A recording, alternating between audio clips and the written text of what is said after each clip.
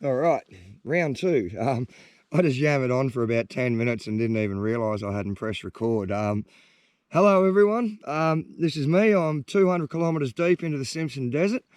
A gentleman named Dave Darcy, he was one of the fellas I called when I was preparing for the trip. He suggested I set up a camera like this. I've never really done this. I'm a bit weird. It feels very strange, but hey, we all say that. So this gentleman, Dave Darcy, said, stick the camera on yourself, at the end of the day, or if you stop for a good long rest break and that, and just record your thoughts and your feelings. And, I know that sounds a bit sort of huggy and all that shit, but, have a bit of a debrief on camera each day. I reckon it'd be worth it in the future to have a look and go back on it and all of that. And, I have to agree, to be honest, now that I think about it, it's probably not a bad idea, but where to sort of start? All right, well, firstly, very basic camp, as you can see. I'm not dicking around out here. I'm not trying to carry, comfortable chairs and tents and, everything but the kitchen sink.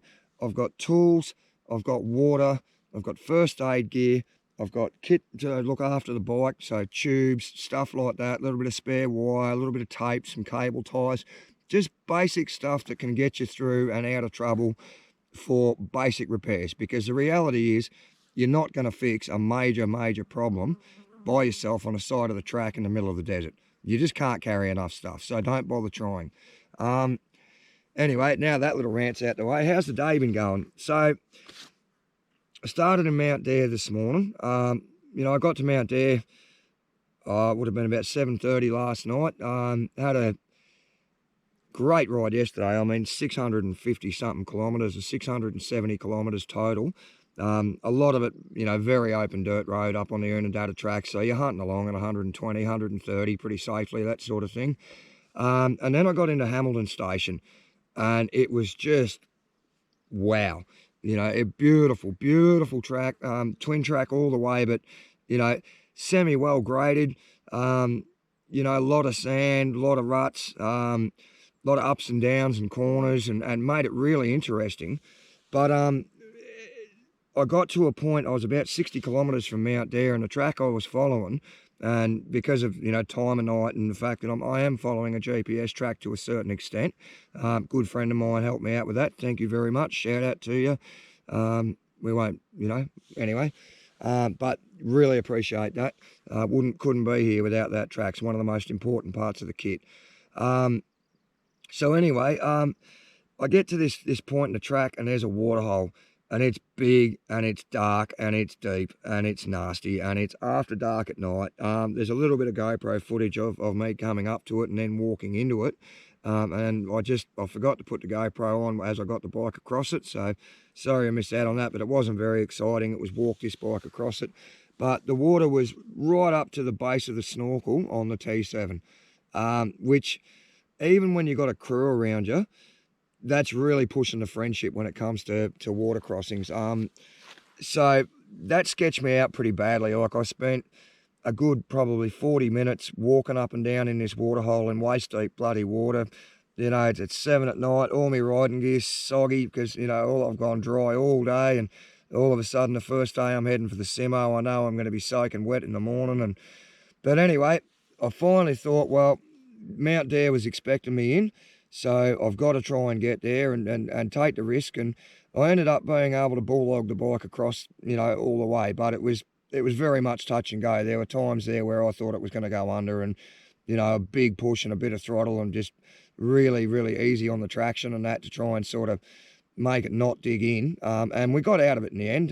So it wasn't a disaster, but it did mean that I was running quite late and quite dark last night. And anyway, which was great, but, not ideal because you don't get to see some of the things you get, that you want to see. So I'm in Mount Dare, and anyway, someone there suggested I stay another night. It was owner of the pub or one of the workers there or something, but really nice people and all of that. And I sort of almost did. I sat there till better part of 10:30 in the morning, 11 o'clock before I left. And then I started riding, and I hit the Mungathiri National Park, and wow, all of a sudden, I didn't want to be anywhere else in the whole world. Like, I mean, here I am, I'm sitting in the dirt, I stink like an animal because I've been sweating really bad all day and all of that.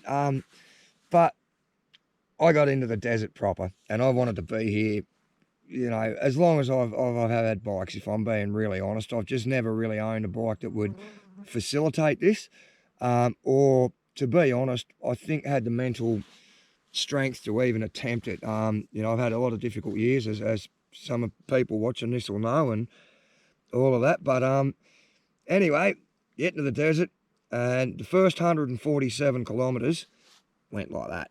No worries at all. Out to Perny Bore, sailed across it, like a lot of, you know, big ruts in the road and that from earlier in the year with the four-wheel drives and that, but nothing you couldn't see coming.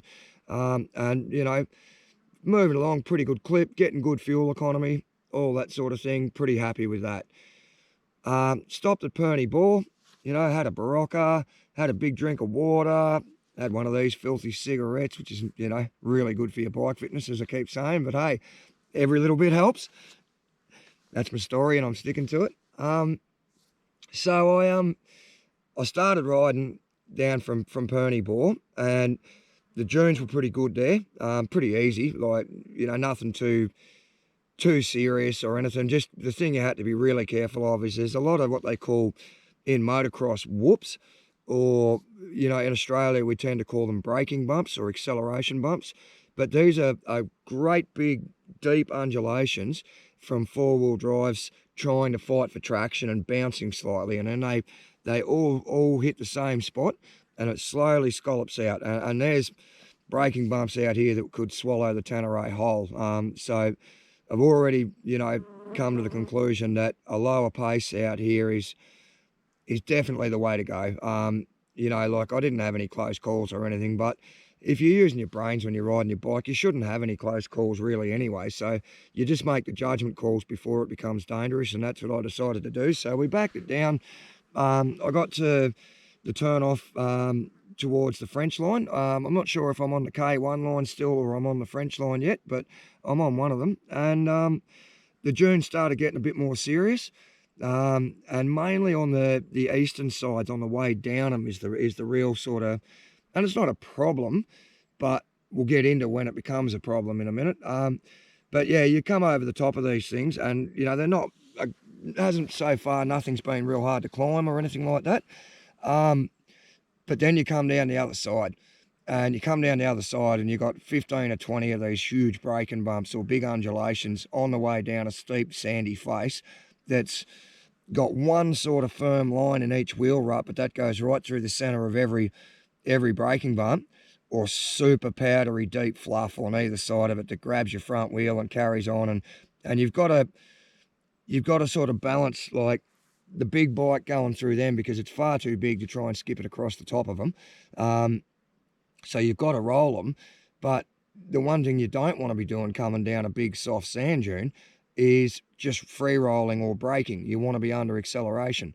So it didn't take me very long to get the flow into that, you know, and we got it going. But where it got interesting was I got about 50 Ks out from Perny Bore, and next thing you know, the body started protesting.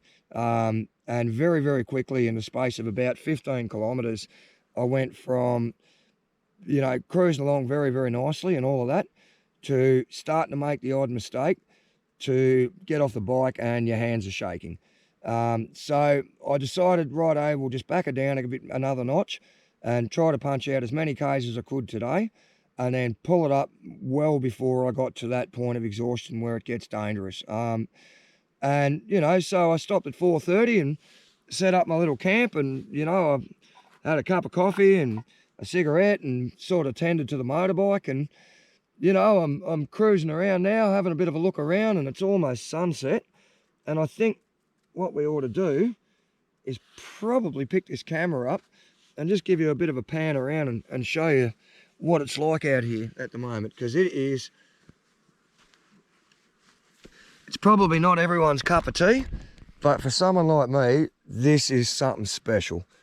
Like, this is the Simpson Desert after a big year of rain, and it's now dried out and the ground's dried out.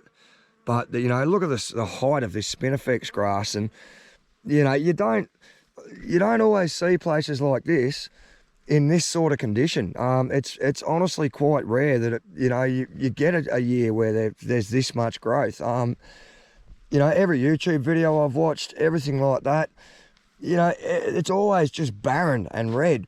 And so I think I'm probably pretty lucky to see it like this, if I'm being totally honest.